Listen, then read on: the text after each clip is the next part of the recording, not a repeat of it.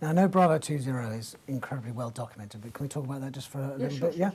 How do you look back on it now? Because the events of 91 have shaped your life in a whole different way than you could never have expected. So how do you look back on it now with hindsight? The hindsight. Certainly the job itself, still the same really. It's I feel quite lucky that I still look at it as that, well, it happened. There's nothing like I can change about that, and I have not landed up I don't know, barking at the moon or having nightmares, all that sort of stuff.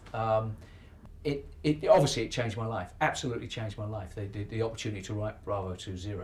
What's your sort of darkest memory of being captured?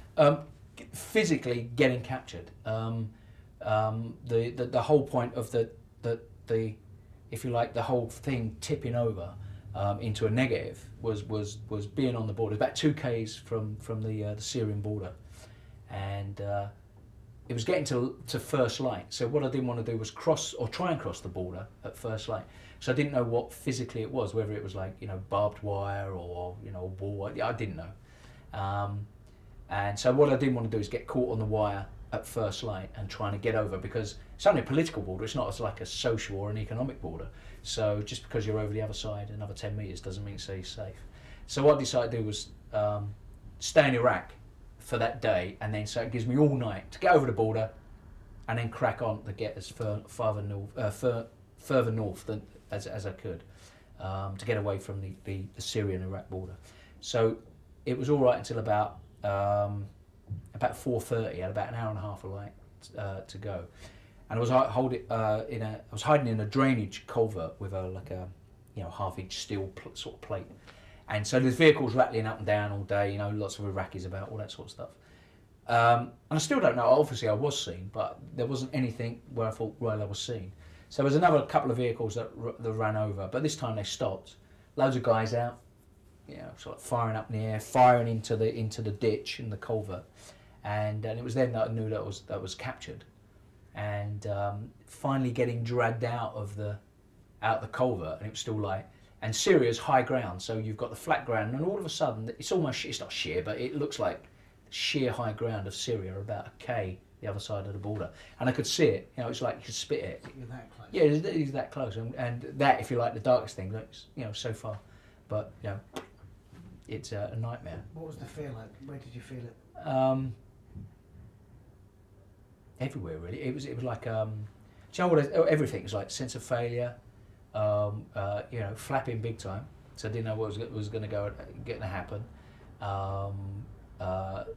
Just all those negative feelings, and that really is. And it was seeing if it had been at night, I'd been captured, it would have been different. But actually seeing Syria, and then getting dragged away and put into one of the wagons, there was that sense of failure, and that was it. And then that sense of unknown. But then after that, you just go, fuck it, can't do anything about it.